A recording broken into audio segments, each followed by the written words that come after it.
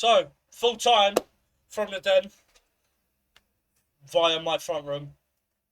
Millwall 1, Watford nil. As you can see under there. Not the best of performances. We really need to consider what the fuck Coburn is. Honestly. He cannot carry on the way he has been. Another sitter missed.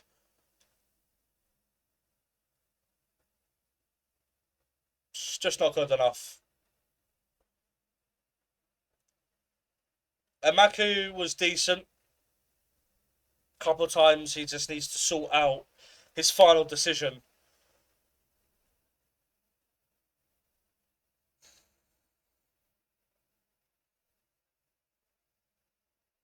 Mazusako, absolutely worth every fucking penny and more. Mazusaku should be starting every fucking week. A fantastic performance from him again. Luongo as well, faultless in midfield. Ballo was good, as was Negley. I'd like to see Ballo on the wing and Negley in the 10 instead. But I thought Negley was very good. Took his free kick brilliantly. Fantastic free kick. And Tiano Ballo as well. With a solid game. Joe Bryan and Leonard, two fullbacks, done their fucking jobs. Got forward when they could. Brilliant balls at times that what's it called? Kramer and Cooper. Again, everything that came their way, they just fucked it off. Bender made a really good save at the end, though Watford really should have scored. Yeah, definitely was a Rowett type performance, to be honest. Definitely was. And if I quickly, hang on, give me 2 seconds. So that win puts us 10th, level on points with 6th. Swansea we go to next. I just want to mention something. That one Charlton fan on Twitter that said mind the gap before we'd even played. What a fucking knobhead he is now. To be honest, I think everyone done their job, to be honest. I think we made it difficult for ourselves by hoofing the ball and then not getting out to it. Then press it for it to then come back to us, which apply the pressure. Yeah, that's the thing. Like, too many times we were just hoofing it rather than trying to do anything with the ball. And then we had no outlets. When you don't make subs and you have tired legs and Coburn is your out ball, then you do kind of have a problem. Hang on, let me just. There we go. That's better. But I think we actually done well, all things considered. It's normally a banana skin of a game, Luke, when you play against someone like a Watford.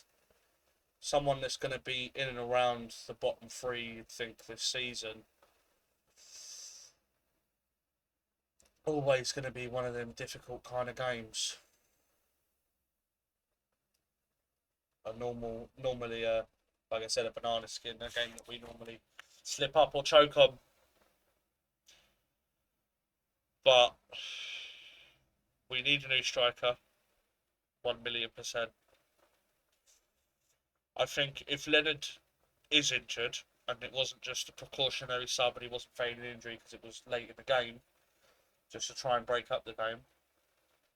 If he is injured, then we are probably going to need a new right back. But I think as long as he can stay fit, we're fine. Which is why I said we needed to sign a fucking right back in the fucking first place.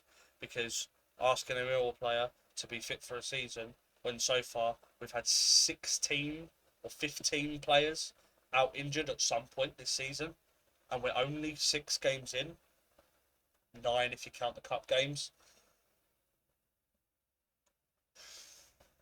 Look at the stats. Again, negative free kick was the first thing that happened. And again, it was more of a nothing game, to be honest. Watford had their one chance. We had, I don't know why it wasn't a big chance, considering maybe Watford isn't, but this shot here from Coburn, or this one here from Coburn, Inexcusable. To put it on play from 6, 7 yards, as the ball's coming across you this way, it's coming here and you're meeting it. Just a little flick. You ain't even got to get height on it. Just redirect it into the corner, near post. If that's on target, he scores, as long as it's not straight at the keeper. If it's anywhere away from the keeper, he scores. Benji, I'll get onto that in a moment. But then, when was it? Was it this one? This one? No. I don't think they counted it as a shot. To be honest, I think it was difficult. I don't. I'm sorry. Langstaff and Ivanovic both at least put it on target. I think had it have been Negley or Ballo or Brian or Doughty, any kind of left footer that rarely uses their right foot, then you could give them the benefit of the doubt. But when your job is to score goals and you are right footed, you have to be scoring that. Especially if you're playing league football. I think if you're in League Two, if Michael Cheek did that, Bromley fans would say he should have scored. He's a right-footed striker. His job is to score goals. And that was a perfect pass into him. And he fucked it. In my opinion, bring one of the fucking under-21s or under the 18, or one of the under-18s in. To be fair, I didn't know Langstaff was back from injury. I thought he was still out. But we have to start Langstaff. You cannot start Coburn. I after the Palace game, I had washed my hands with him. I was done with him. But after that tonight as well, it's done. I'm seriously considering not watching another game that he plays in. If he gets subbed on, I'll turn it off. If he starts the game, I'll wait until we've announced on our Twitter that he's been subbed off, and then I'll put it back on. And I'll stop all the fucking watch-alongs altogether. Because it's coming to a point now where you could stick anyone from the fucking stands in that position. And they'll probably do a better fucking job. So many times today, yes, he's being pulled about and stuff, but he's not holding the ball up properly. He's not passing the ball well. He's not shooting well. All he's doing at the moment, well, is winning headers in his own box. That's it. He's defensively, he's not put a foot wrong. But for some reason, when it gets in front of goal, like, he's like the reverse Harry Maguire. Harry Maguire can't fucking defend, but get in front of goal and he's prime fucking R9. Coburn's like the flip side of that. And then Watford have nothing, really. A lot of blocked shots and shots from distance. I thought we were really, really good in keeping them out and making sure that all their shots were from here. They had one shot here from Cipriano, or a header, that went up rather than on target, but it went up in the air and Bender just caught it. This was a header that was blocked. It's a contested header. Here, Wiley, it was a good shot from distance. It was it this one from Irankunda? Yeah, this one from Irankunda. Wiley on the follow-up. He's a left-foot player. The ball's like up here, like chest high. Difficult one for him to get his foot over. So understandable. Elaine's header. Again, not really troubling anyone. Oh yeah, this is Keramgard's shot from here. That's a fucking good save from Bender. That is a fantastic save from Bender. Like, although, yeah, he's moving across and it's almost at him, to leave his leg there after, I'm pretty sure, the header was deflected. No, the header was at the near post. It was a flick header. It wasn't like a shot. It wasn't on target. It was flicked.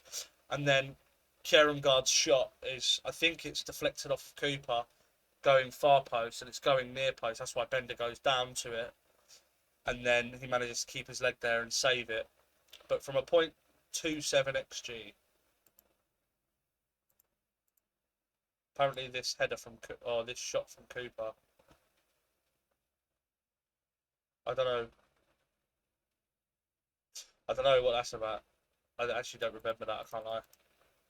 But yeah, other than Negley's goal, which had an XG of 0.23 or XG on target of it 0.23. But enough about that because we're going to move on. I am sick to fucking death of the officiating in this league. There has been times this season where referees have got it spot on, but fans that aren't happy or don't know fuck all are pissed off about it, so they'll go on Twitter or something and rant about the officials. And I laugh at them. I watch the game, I watch the moment that happens, and I'm like, yeah, to be fair, referee's got it spot on. But I'm sorry, how many fucking times in that game, and every fucking game, Amaku was just fucking DDT'd the whole fucking time. Every fucking time. But all of that can be excused if you think he's holding him as well. But over here, I'm going to show you on this map because you can see. Ball's played over Pollock's head. Keeban's here, behind Pollock. Langstaff's here. Touches it that. Oh, Langstaff's here. Pollock's here. Keeban's here. Langstaff's here. He's onside. He makes a move. Ball's played over Pollock. Langstaff moves from behind the defender. Brings it down lovely. Goes into the box. He's one-on-one with the keeper here. And Keeban goes through the back of him. Holds him back. Tries to get his arm around him. Notices that he can't get his arm around him. Goes behind him. And therefore puts his arms on him. And goes through him. Even the Sky Sports commentators both said they're perplexed at how it wasn't a pen. Also, for those of you that don't know, they've made 6 subs because this Baxter one was a sub made at half-time due to concussion. But how the fuck was that not given as a pen? And you can excuse the referee from not being 100% because of his positioning. And I said it at the time. His positioning may not have seen the point of contact.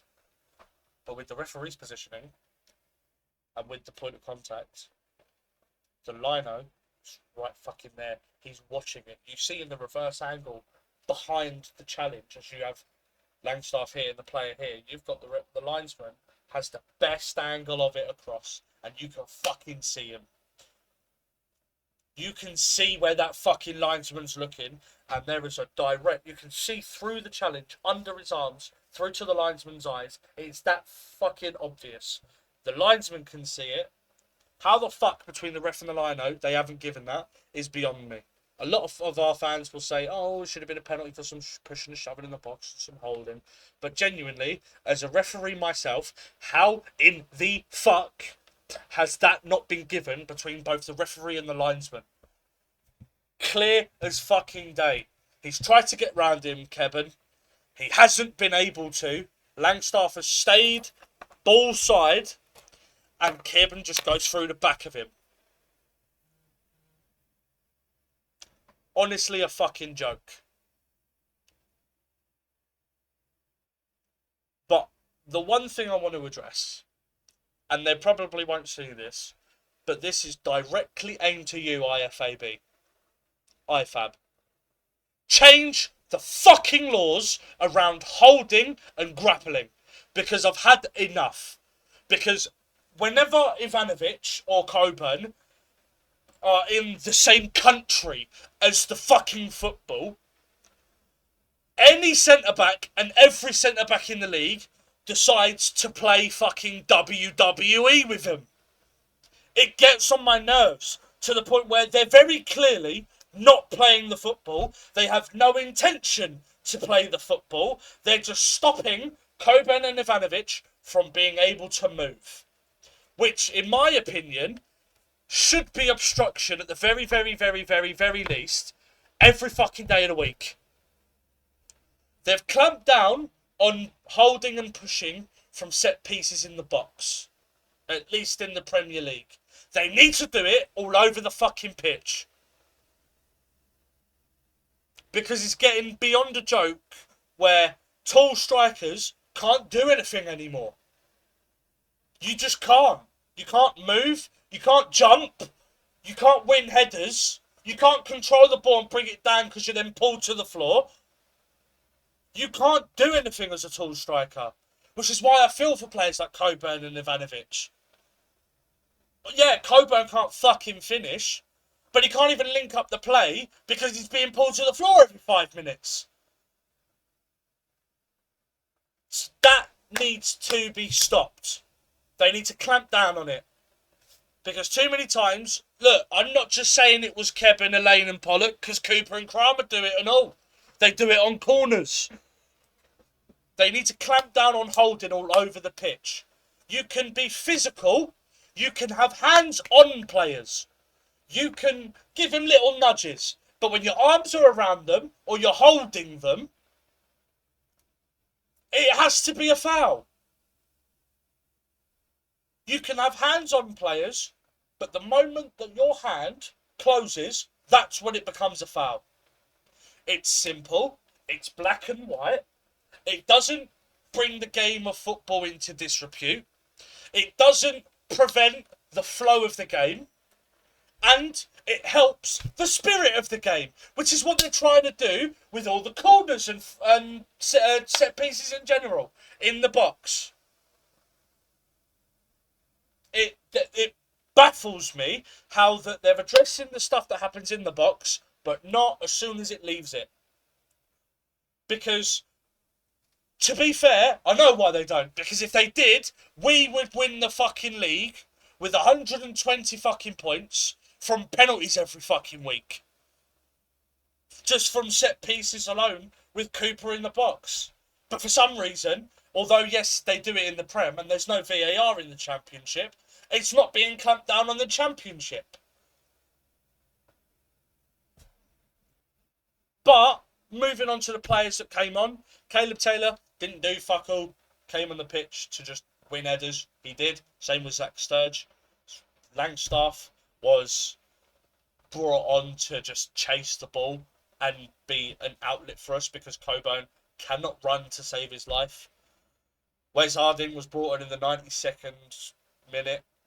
And when I say 92nd, I mean it was like 91:59 that he hit the pitch. Smallbone, when he came on, looked absolutely fantastic, to be fair. I thought he was brilliant when he came on. Running about, chasing everything, throwing himself about into challenges, doing everything he could. He looked like he wanted to play. He looked like he was, like, I'm not saying no one wanted to play, or he looked like no one was, anyone, I'm not trying to suggest anyone was half-arsing it at all. But he looked like he wanted to do everything he possibly could to protect this win. So, I think he was good. Very, very good. And I'm happy. I'd be happy to see more of him. It's just a shame that we have Luongo and Mazusako. Mazusako shouldn't be dropped for the rest of the season. Personally speaking, I think Denor or Luongo should rotate maybe a little bit when he comes back, and Mazusako should be playing every week. It's a shame on Billy Mitchell because I feel like he's been one of our best midfielders this season also. But that will be a good headache for Alex Neil to have. In my opinion, I think our best defensive midfielder pairing is Mazusako and Denor. I know Luongo has the experience, but in my opinion, Denor has that little bit more quality, or they're about the same. I would not be happy. I would not turn my nose up at the starting holding mids being those for the rest of the season. However, I do think Denor is slightly better, but I'm not the manager. Ballo, Negley, and Amaku should be our attacking trio. Like I said earlier on, I'd like Negley to be the 10, not the winger. Because if we can get Amaku hugging the touchline and Ballo hugging the touchline, then that gives us two areas we can attack from, and then whichever side we decide to go down, they can come in field into the middle here, and then we can play. Ballo can, if he's playing left, if Ballo's playing right wing and Amaku's playing left wing, if we go down the left and Amaku's on a touchline, we can have Ballo in here, and Negley can then be the link between them. moving in onwards, making the like neggling the 10, making the overlapping runs or underlapping runs for Marku. Same vice versa. Ballo out here, Negli gives it into him, can make the underlapping or overlapping runs for Ballo. But I thought Ballo was decent.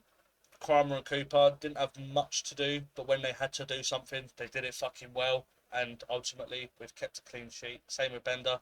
Didn't have a lot to do today, but everything that he did do, he did his job well and made some good saves.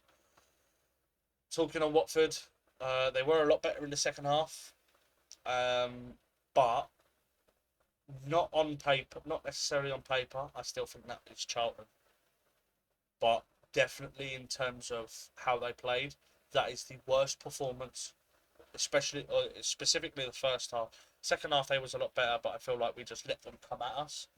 The first half, that is the worst performance I've seen from a team that we've played against so far this season, and we lost 3-0 to Borough and 2-0 to Wrexham. That is the worst performance I've seen this season, and is why I think Watford will be down there, and ultimately, possibly, I do think that they. It was, I think, for me, it's between them or Charlton, but I do think they go down. Elaine, I don't know why he got an 8.4. I don't know what he really did other than win a few headers and managed to keep the ball a lot. Made a couple good tackles, but when I say a couple, I mean two. The other three were just like actual tackles where he just stuck a leg out and we got a bit unlucky.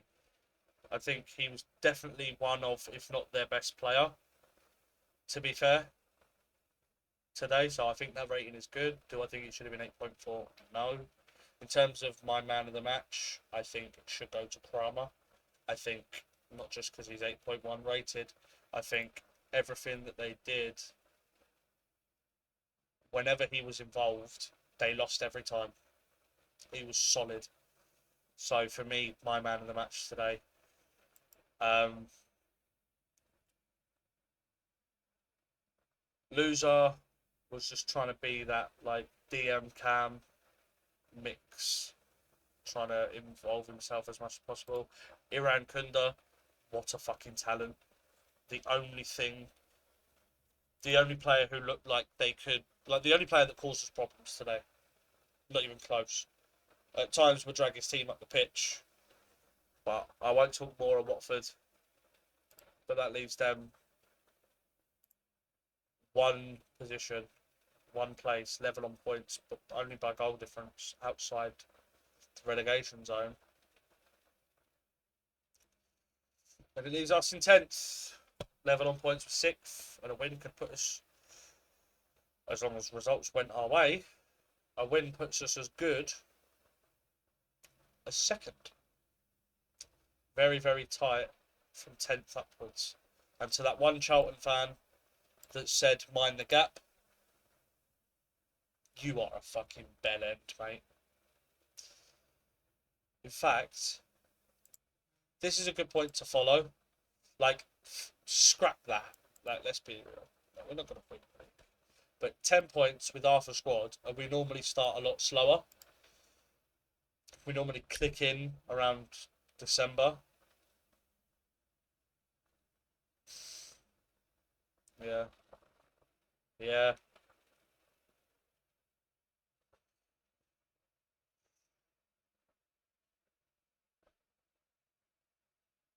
Yeah.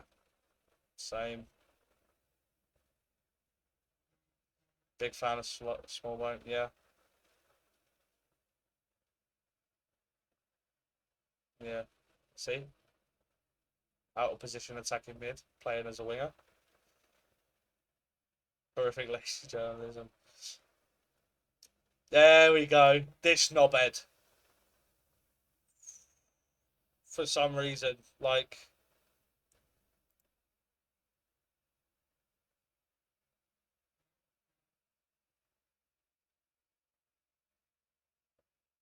fuck knows.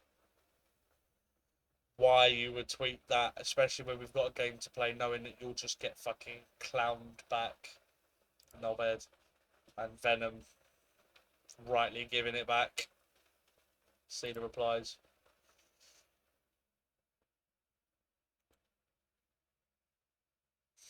Again, 100% spot on. To be fair,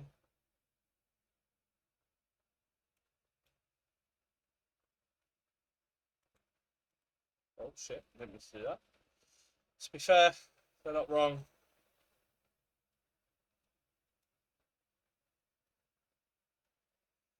Why? I don't know. But yeah, there's a free kick for you. For those that didn't get to see it, let's just bring that back. Brilliant free kick, that, honestly. And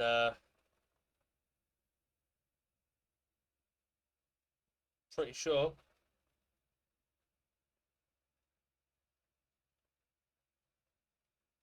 to be fair, he's not fucking wrong.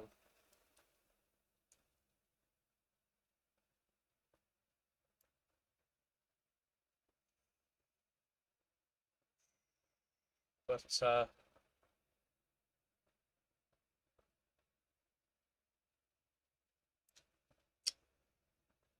pretty sure I think that's going to be it.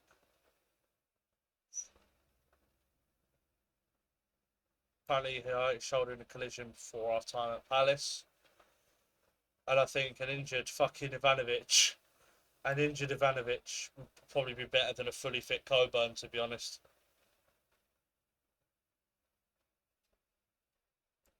And yeah, spot on. Second goal kills it off. But we just couldn't find it for some reason. I don't know why. I do know why. We've got a fucking donkey up front. But yeah, that's enough from me. Uh, if you enjoyed, leave a like and subscribe. I'll join. I'll be back for the Swansea game on Saturday. And hopefully this is the start of us taking some form at home. And yeah, I'll see you on Saturday.